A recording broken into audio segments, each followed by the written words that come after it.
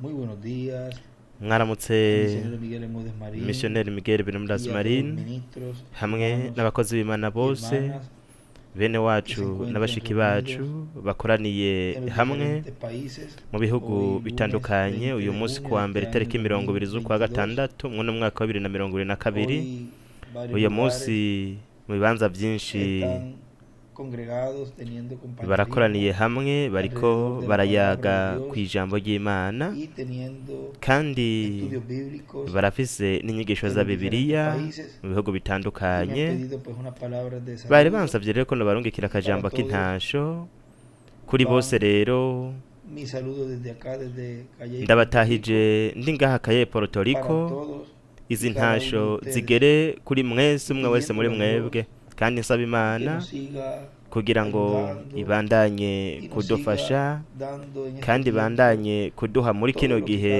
cada uno de nosotros ibintu necesita byose umwe wese muri twebwe para akeneye tener esa kugira ngo fe turonke de kuno rapto. kwizera ko kunyakugwa Y la kandi promesa es isezerano que la vamos a obtener. nuko tuzokuronka Dios en sus promesas, Imana mu isezerano cuando Él ryayo las iyo habla imaze kurivuga en cada edad y en cada muri buri gihe dispensación, no muri buri kiringo no es para que se queden allí si en kugira letras, ngo rigume ngaho mu ndome sino que ariko son no habladas kugira por ngo medio de rivugwe los santos hombres de Dios, profetas de biciye Dios, n'abantu bera inspirados b'Imana bavugishwa por el Espíritu n'Imana Santo bahumekewe na mpwemu para yera hablarlas kugira y ngo en el tiempo asignado por bavuga ayo Dios, masezerano nuko mu gihe Dios cyategekanijwe hacerla n'Imana una realidad Imana yahindure en ukuri medio del hagati pueblo que mu recibiría bantu esas promesas. bakira ayo masezerano Por lo tanto, esas promesas ku cuando bw'ibyo son rero ayo masezerano iyo ya habladas, yamaze kuvugwa ya al ser una palabra hablada,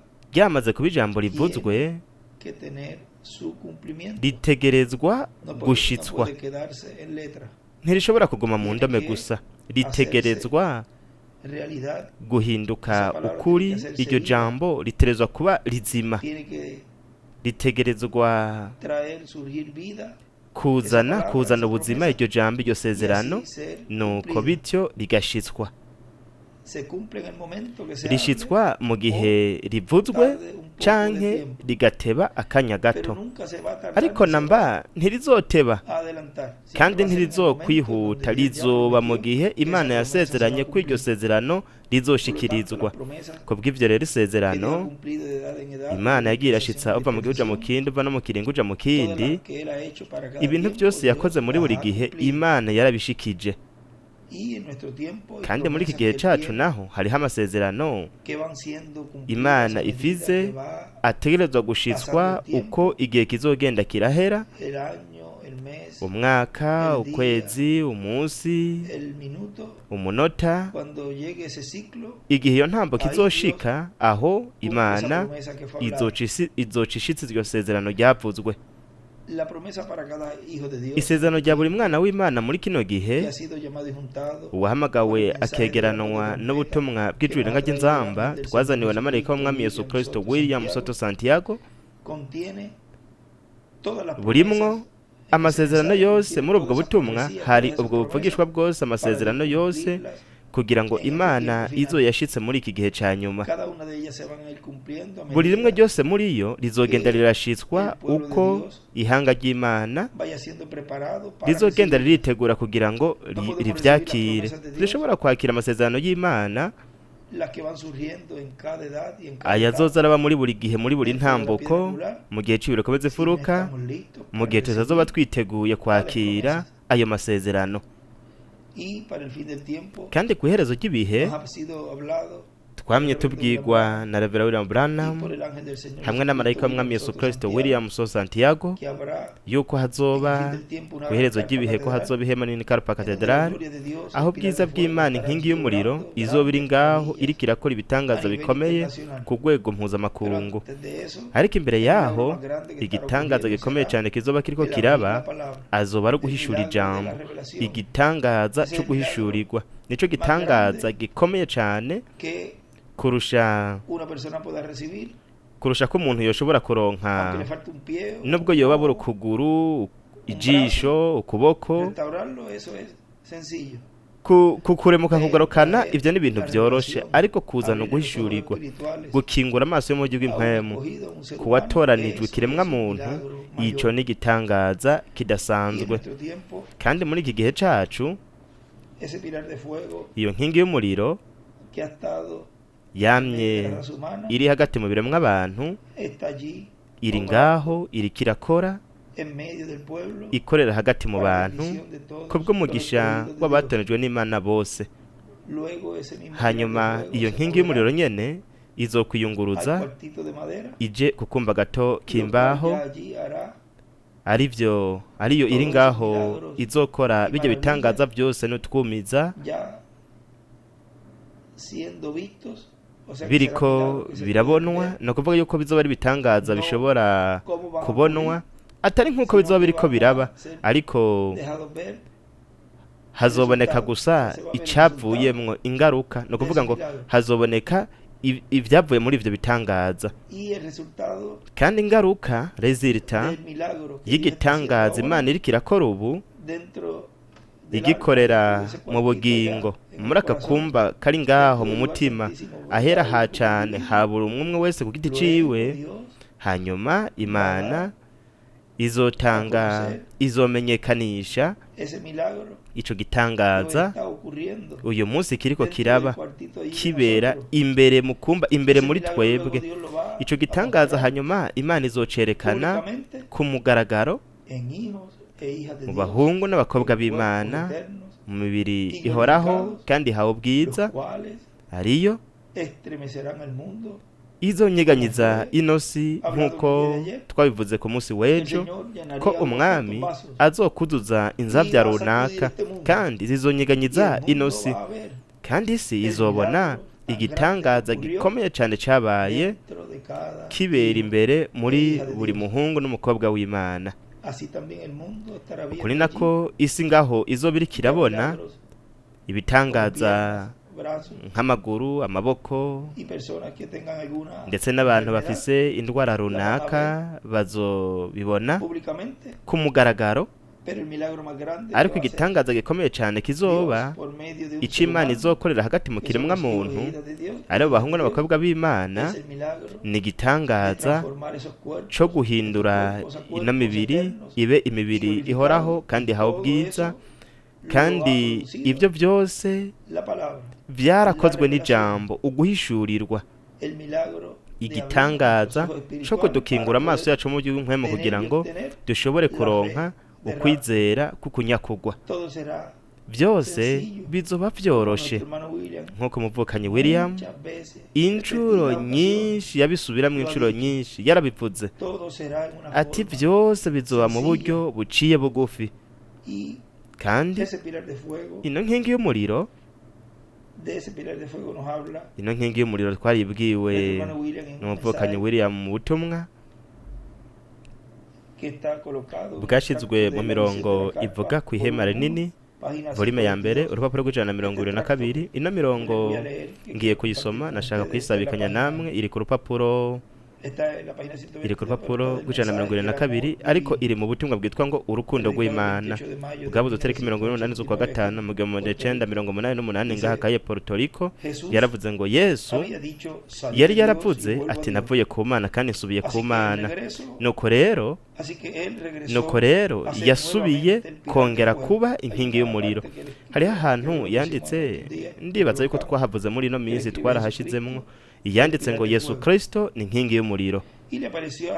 Kandi yiyeretse mutagatifu Pawulo mu buryo bw'inkingi y'umuriro, ariko yari Yesu bwiwe, umwe yari yigaragaje mu mubiri w'umuntu, kandi yari yageze bwa bukozi bw'imyaka 3 n'igice, yari yapfiriye wewe nanje, ariko yari yasubiye aho yari yavuye. Kandi turabona yuko mu bihe by'ishengero yamye agendagenda Yesu inkingi y'umuriro, nk'uko yagendagenze mu bugaragwa, agendagenda uhereye muri Egiputa kugeza mu gihugu c'isezerano. Uko ni nako mu banyamahanga yagendagenze uhereye iburasirazuba kugeza iburengerazuba, uva mu gihugu mu kindi, ava mu ntumwa aja mu yindi, ava mu ntumwa yimukira mu yindi, akora igikorwa akora igikorwa ciwe biciye mu bihe bitandukanye kugeza ashitse no muri iki gihe ahabonetse nk'iyerekwa ry'ihema. Iyerekwa ryagizwe n'umukundwa inshuti umuvukanyi William Branham yayibonye iguruka imuvako, kuko buri gihe no nkingi y'umuriro Yesu yamye ari mu ntumwa ya buri gihe, kandi igihe yarangiza igikorwa ciwe mu ntumwa mu gihe runaka yaragurutse yimukiye mu kindi gihe ku yindi ntumwa, ku bandi bantu, kugira ngo arongore abo bantu bajana mu gihugu c'isezerano. Arivyo biba muri iki gihe ca nyuma. Rero kuba intumwa yindwi ari igikoresho c'umwami Yesu Kristo, tubona yuko inkingi y'umuriro yari iri muri we, hanyuma igihe yaguruka iva kuri we, vyerekana iryo yerekwa ryariko riraba ko ubwo bukozi vyerekana muri iryo yerekwa ko we yariko arimuka ava mw'ubwo bukozi mu kugaragara kwa kane kwa Eliya aja mu kindi gihe gishasha, mu kundi kugaragara gushasha, mu bukozi bushasha, mu bandi bantu bashasha. Nico gituma mwibuke yuko buri gihe mutegerezwa kwama muzirikana yuko ivyanditswe bifise ugushitswa kubiri ndetse na gutatu. Niko yavyanditse ati ubuvugishwa amasezerano y'ijambo, ivyanditswe birafise ugushitswa kumwe, kubiri canke gutatu. No kuvuga ngo birashobora gushitswa mu buryo runaka mu ntumwa imwe, bigashitswa mu yindi ntumwa mu bundi buryo runaka, ndetse ni nako biri no ku bihugu abantu. Kandi ibyo dutegerezwa buri gihe kwama tubizirikana kugira ngo tumenye kwidentifya, kumenya kubona ayo masezerano canke ivyo vyanditswe mu gihe turiko turabamwo, ariko no muri iki gihe nyene turimwo. Imana mwibuke yuko ari Imana yo muri kubu, si Imana yo muri kahise, ni Imana buri gihe yama ihari, ni kiremo, ni uhoraho yamaho. Bandanya avuga ngo nico gituma intumwa yindwi yayibonye iguruka imuvako ija mu kindi kibanza. Ivyo ntitugiye kubivuga mu buryo bufoboye, kuko hari ibintu bitarashitswa, ari vyo tudashaka konona kurogoya. Kandi mwiyumvira ibintu byose byabaye muri ico gihe kugeza ubu, ibintu byose Imana yakoze biciye mu ntumwa, intambuko twaciyemwo turi kumwe nawe, ibyo byose iyo aza kubivuga hariya, ibintu byose byari kuzoba sekibi, byari gushobora konona cane umurimo w'Imana.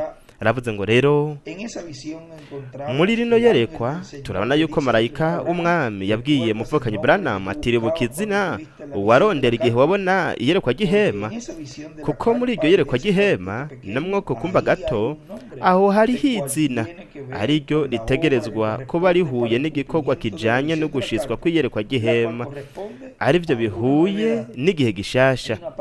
Hariho ahantu we muri Bibiliya ariko arasoma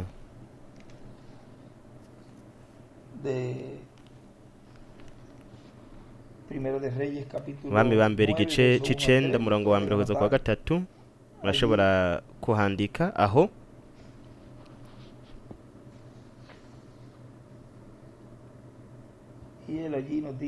Aho we aratubwira Abami ba mbere igice c'icenda murongo wa mbere aravuga ngo maze Salomo arangije kubaka ingoro y'uhoraho n'ingoro y'ubwami n'ivyo yagombye kubaka byose, uhoraho amwiyereka ubugira kabiri nk'uko yamwiyerekeye i Gibeyoni. William yandika ngo inshuro zibiri yaramwiyeretse uhoraho. Uhoraho aramubarira ati numvise ugusenga kwawe no kwinginga kwawe wingingiye imbere yanje, kandi nejeje iyi ngoro wubakiye izina ryanje ngo rihabe ibihe byose, nzoyihoza kw'amaso n'umutima na ntaryo. Murabona aho we yashize izina ryiwe, kandi avuze ati aho niho hazokwama amaso yanje. Kandi nimurabe ingene iki canditswe ngaha, mwebwe mugiye mu byahishuwe igice cya 11 aho muhasanga imyelayo 2 ndetse byongeye yanditse ku ruhande abami ba mbere 11:9, Ezekiel 48:35, Yesaya 33:15, Zekariya 14:9, ibyahishuwe 3:12, ibyahishuwe 2:17, ibyahishuwe 22:4, ibyahishuwe 14 rimwe, n'ibyahishuwe 7:12, ibyahishuwe 7:12. Ibi byanditswe byose yaciye abishira ngaho, ariko murabe aho ingene we yariko aravuga ko aho ati aho hazoba amaso yanje abiri. Muri iki gihe ni ubukozi bwa Mose na Eliya, ingene izina ry'Imana riri ryari muri irya ngoro, muri irya nyubako Salomo yubatse hariya. Aravuze yuko yayejeje ayeza kugira ngo ibe mu izina ryayo ibihe bidashira. Mushobora kubona yuko marayika yavuze ati uribuka izina warondera igihe wabona ryayerekwa. Murabona ko hariho izina ngaho, kandi iryo zina nuko rizoba rimeze, kuko mu yandi majambo nta rindi zina ryiza cyane rikomeye nk'izina rihoraho n'izina risha ry'Imana, ariryo ryashizwe muri rirya hema nini Karupa Katedrale. Mu yandi majambo Imana izoba ahazoba hari iryo zina, kandi iryo zina namba riri hajya Imana ikazoba iri hariya. Ahazoba hari iryo zina hose hazoba hari inkingi y'umuriro, kubw'ibyo rero muri buri ngoro yo mu buryo bw'impwemu, kuko turi ingoro z'Imana, ahera hacane hashizwe iryo zina. Kubw'ibyo rero Imana rero izoba vyongeye izoba mu ngoro zacu, kuko izina ryayo riri muri twebwe. Habananya mvuga ku rupapuro rw'123 hepfo, ndiko ndabisoma mu gitabo c'iyerekwa gihema mu mirongo itandukanye bagiye baregeranya volume ya mbere. Hanyuma nyuma y'igihe c'indwi Revera William Branham yategurije ukuza k'umwami, igihe gishasha cari kuzoza, igihe c'ukuza kwa kabiri k'umwami, igihe c'ibire komeza ifuruka, igihe c'urukundo rw'Imana. Kandi we yagumye hagati y'igihe c'indwi n'igihe c'umunani ategura abantu kugira ngo binjire mu gihe gishasha, binjire mu gihe gihoraho. Rero nashaka guhagarikira ngaha gato, kuko ngomba gusoma mu butumwa, ivuga butumwa byo mu gihe ca nyuma. Mwiyumvira ikintu c'ingirakamaro cane. Sinzi namba uyu murongo noba narawuvuze mu nyigisho runaka, ariko ni vyiza yuko no ngaha naho nyene nawuvuga, nuko tukawusubiramo. Urupapuro rwa 22 muri buno butumwa bwavuzwe na Revera William Branham, yaravuze ngo mwebwe murazi nta nkeka Sekibi yari yicaye ngaho hejuru. We yariko aravuga igihe binjira mu bwato urugi rukugagwa. Yariko aravuga yuko ku munsi wa mbere hatse izuba ryinshi cyane. Aravuga ngo nta nkeka Sekibi yari yicaye ngaho hejuru cyane muri ako katoboro k'ubwato, muri iryo dirisha. Aravuga ati mbega n'ubu uracibaza yuko ibyo wavuze ari byo, kuko ubwo nibwo buryo Sekibi yamakoresha kuri twebwe twese. Ariko mu gihe ari Imana yabivuze, gumana n'ivyo, naco bitwaye ivyo ari byo byose, gumana n'ivyo. Umunsi wa kabiri waraheze, n'uwa gatatu urahera. Nowa yagumye yihanganya arindiriye, ariko ku mpera nyuma y'iminsi indwi aca yandika ngo ibihendwi byo mu gihe cy'ibireko bizifuruka hamwe n'ibiringo ndwi. Kandi ico ni ikintu c'ingirakamaro cane, kuko nimwumva ingene ivyo byose bifise ugushitswa muri kino gihe, ugushitswa kwigaragaza kuboneka neza cyane muri zino ntambukondwe canke ibihendwe bica biba mu gihe cy'ibiruko by'imfuruka. Hanyuma ni kino gihe gihoraho, no kuvuga 18, nkuko hariho ibihendwe by'ishengero kandi hariho n'igihe cy'ibiruko by'imfuruka. Mu gihe cy'ibiruko by'imfuruka hisubiramwo intambukondwe, ndetse iyo 8 nayo ni intambuko ihoraho. Hariho igicapo nabarungikiye mu nyigisho runaka aho abishira yabivuze, abivuga muri ubwo buryo. Ibyo hari tariki 17 z'ukwa kabiri igihe binjira. Hanyuma nyuma y'iminsi 7 muri ico gitondo igihe yakanguka, imituragaro yariko iraturagara, amama akomakomeye manini cyane y'imvura yari karagurya nino. Aca yandika ngo Mugatondo, imituragaro hamwe n'imvura. Ibyo byose mugenda muravye umugambi w'Imana, muzobona ingene ari byiza cyane ukuntu Imana ngaho iriko iratwereka mu bintu byose Imana izogera muri kino gihe ciza cyane. Mu by'ukuri nta majambo dufise twokoresha mu gushimira umwami ku bintu byose Imana iriko irakora hagati mu bantu mu buryo buciye bugufi. Babandi bari baje bakihangana umunsi umwe canke iminsi 2 kugira ngo barabe ivyo ari byo, baravuga bati reka tugende turabe ko hari ikintu kiba. Bari bacerewe rero, bobo baradodora bakavuza urwamo rwinshi, amabarabara yari yuzuye amazi, batangura kwiruka ku misozi. Abantu barirukanga bakaja hejuru ku misozi, bagerageje kwinjira mu bwato hamwe n'ibindi, kandi ico ni ikintu gikomeye cyane. Ariko ubwato butabaye ubwubatswe n'Imana,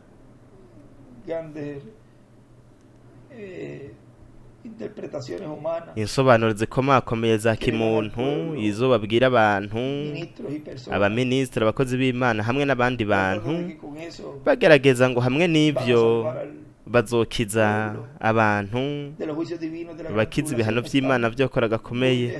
Barihenda cyane, bari kure cyane y'ukuri, kuko ntabwo byubatswe n'Imana. Imikorere y'amadini hamwe n'ibindi bintu, ico bakora no kuboha abantu, gusamaza abantu, nibaho mwidegemvyo kugira ngo bitegure, baduge, binjire mu bwato bwubatswe n'Imana kugira ngo bahunge ibihano by'Imana. Bo bagerageje kwinjira mu bwato n'ibindi, ariko iyo ubwato butubatswe n'Imana, no kuvuga ngo kubakwa n'Imana si ukuvuga yuko bwubatswe n'amaboko y'Imana, ahubwo bwubatswe n'abantu, ibiremwa abantu. Kujya kunyiganyiga gukomeye cyane kw'isi muri ico gihe kwarabunyiganyije kubujana munsi y'amazi. Aho rero ibihano by'Imana byaje kuri abo bose batizeye mu gihe ca Nowa, aribo igihe Kristo yapfa yaragiye aramanuka hariya epfo cyane, aza kubwira ubutumwa ubugingo butumviye hariya mu gihe ca Nowa. Reka dukomeze hano aho twari dusigaje. Nico gituma iyo avuze kuyerekwa gihema arihuza n'intsinzi y'urukundo rw'Imana, kuko mu gukorwa kw'igihe cy'ibiruko by'imfuruka niho iyerekwa gihema riba mu buryo bugenda bukurikirana, ubwa mbere na mbere mu buryo bw'impwemu, hanyuma imbere gato rizoja mu bundi buryo ku bw'inyungu y'umugeni, abatoranijwe kera, abatoranijwe, ndetse no ku bw'inyungu y'inkumi z'ibijuju, ishengero hamwe n'abazimiye bose, murabe, no kugira ngo, reka ndahasubiremwo, kugira ngo abazimiye babone ukugaragara kw'Imana, ariko kutazoba kugira ngo kubakize. No gukwego kwa gatatu mu gushitswa kuyerekwa gihema hamwe no gushitswa kw'intsinzi ikomeye mu rukundo rw'Imana, ari byo biba mu gihe c'urukundo rw'Imana. Rero twamaze kubona yuko igihe cacu ari igihe c'urukundo rw'Imana, kuko ni igihe cy'ibiruko by'imfuruka, kandi mwebwe mwarabonye yuko hari intambukondwe canke uburangandwe. Hanyuma nyuma y'izo ntambukondwe n'ubwo burangandwe, igikurikira n'urukundo rw'Imana. ariyo ari Imana mpemu yera. Murabona ibyo twari ko turasoma aho abihuje n'ibi byose, kandi ngaho turashobora kugenda turabona buno buranga mu gihe cy'uruko bizifuruka. Hanyuma igikurikira ni urukundo rw'Imana, cyo gituma intsinzi ikomeye izoba mu rukundo rw'Imana. Nuko rero turi mu gihe cy'urukundo rw'Imana, igihe aho umwami Yesu Kristo inkingi y'umuriro mu buryo bwa mpemu, kandi Yesu Kristo utubona ngo dukurikirana. Yesu Kristo mu buryo bwa mpemu yarasezeranywe yuko azokwigaragariza mu mwuzuro wose muri iki gihe cya nyuma. Cyo gituma intumwa y'indwi yavuze ati, kandi igihe mpemu yera uyu dufise uyu munsi azokwambara umubiri, twebwe tuzomwimika nk'umwami w'abami n'uganza abaganza. Ibyo byarasezeranywe muri iki gihe cyacu, igihe cy'urukundo rw'Imana. Kandi nimba hariho intsinzi, nuko hazoba urugamba muri kino gihe cya nyuma. Turabwirwa ku rupapuro rwa 50 mu gitabo cy'ubuvugishwa bwo ku iherezo ry'ibihe umugabane w'8, haravuga mu butumwa bwitwa ngo igikoko n'ishusho y'igikoko, bwavuzwe itariki 6/6 muri 2014 muri Cayey, Colombia. Haravuga ngo mwibuke intebe ya Kayisari igihe yari iri mu maguru y'ivyuma niyo yabaye intebe ya Satani iyo yahaye Kristo, kandi mu yandi majambo Kristo ntiyayemeye, nuko yaciye ahagurukira kurwanya Kristo intebe y'ubwami ya Dawidi. Rwari urugamba mwakiya gihe, nico gituma Kristo yavuga ngo umwami w'inosi azoza, umwami w'inosi agiye kuza, no kuvuga ngo umwami w'ubwami bw'abanyamahanga. Hanyuma mu ntamboko y'ibirenge bivanze byuma n'ibumba habandanije iryo ragi nyene, kandi ibyo nivyo bijanye na Antikristo. Murabe mu Bitesalonike ba kabiri igice cya 2 umurongo wa 1 ukabandanya, kandi hazoba agatotezo gakomeye cyane muri iki gihe cya nyuma bagwanya abana b'Imana, ishengero ry'umwami Yesu Kristo. Kandi uko gutotezwa kuzozanwa n'ubwami bw'abanyamahanga mu ntamboko y'ibirenge bivanze byuma n'ibumba. Ikindi gihe tuzotanga amakuru menshi, mu kindi gihe tuzotanga amakuru menshi ku bijanye n'ibintu bizoba.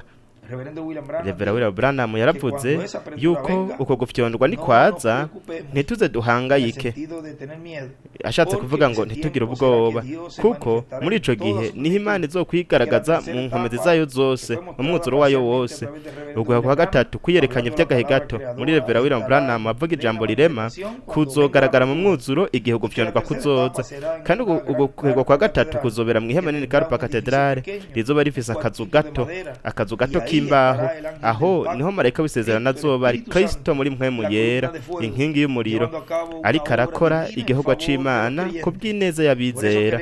Ico gituma dushaka yuko vuba hashitswa iyerekwa ry'ihema, kuko tuzi yuko ngaho ariho ya nkingi y'umuriro nyene, marayika w'isezerano Kristo muri mpemu yera, umwe yamye ari mu ishengero ry'iwe uva mu gihugu mu kindi, uhereye Yerusalemu ndetse ni Yudaya hose no muri Israeli yose, hanyuma no muri Aziya ntoya mu banyamahanga, hanyuma mu Burayi mu bihe bitanu, hanyuma muri Amerika ya ruguru,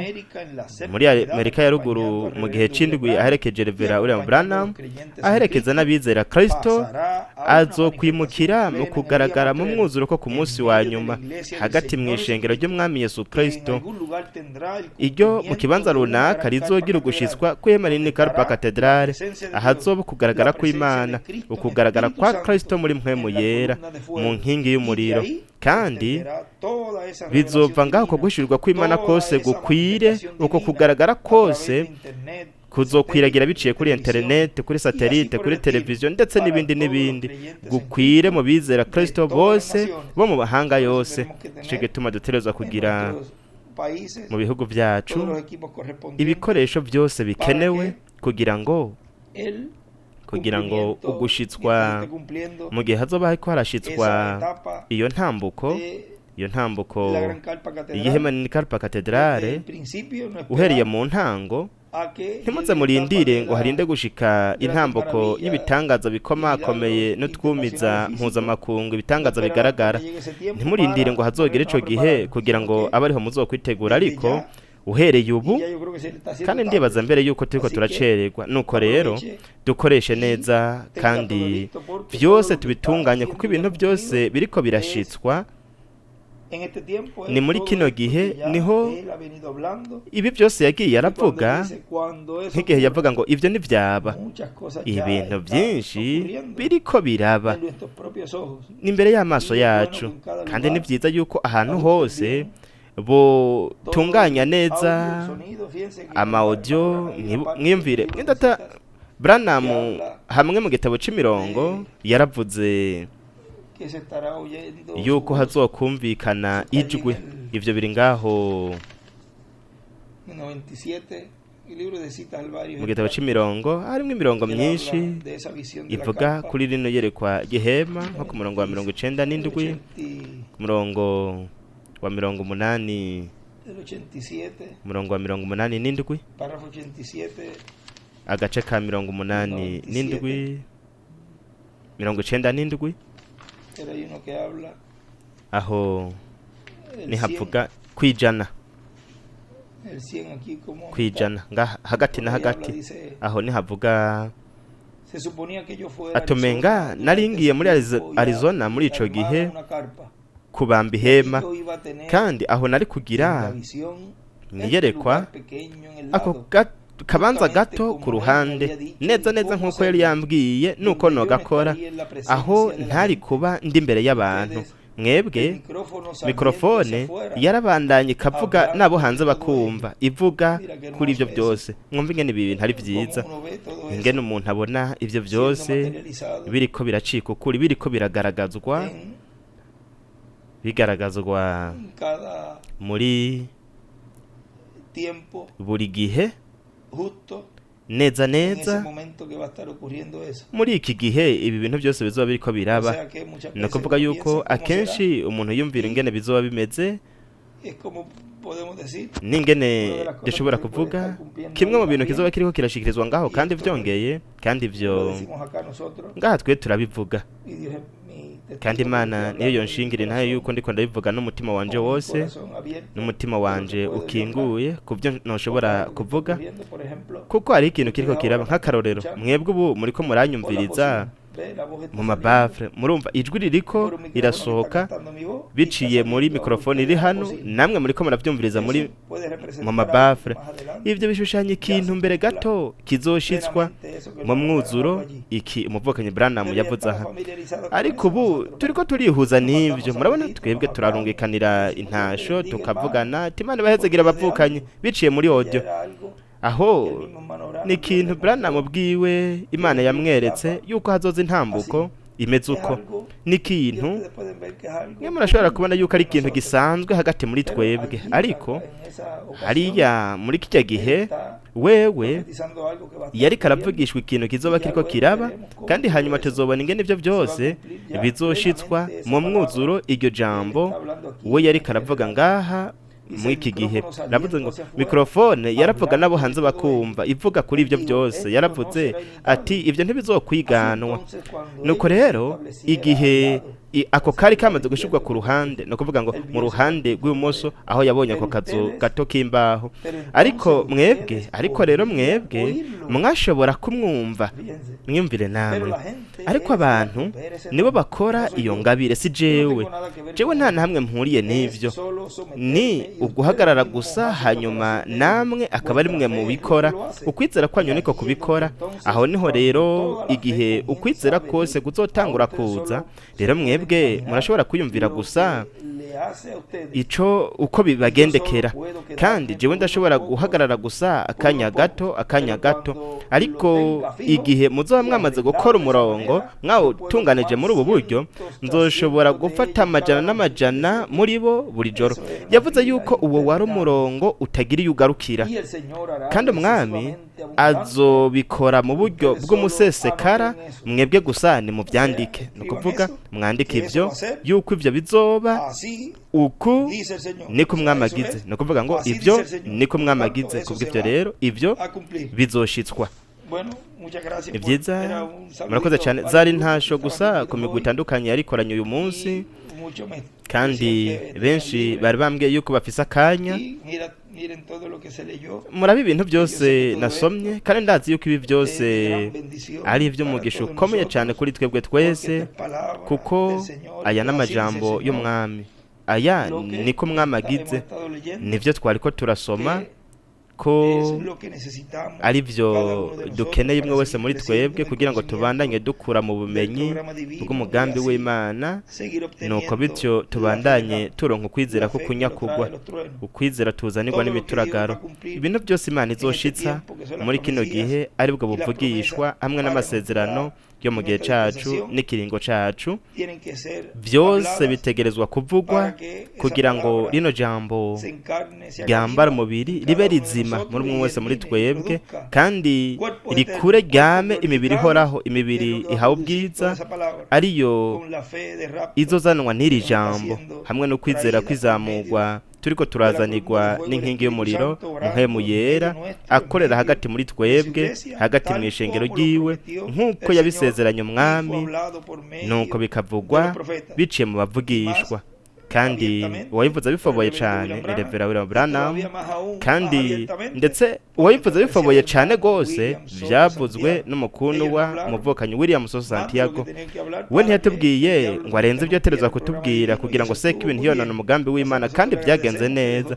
No kuvuga twe turabishima ko byose yabisize nk'uko yatereza kubisiga, kandi turabishima, turiko turashimira Imana ku buryo Imana yasize kino gihe ca nyuma kugira ngo ashitse asozera igikorwa hagati mu ishengero mugeni.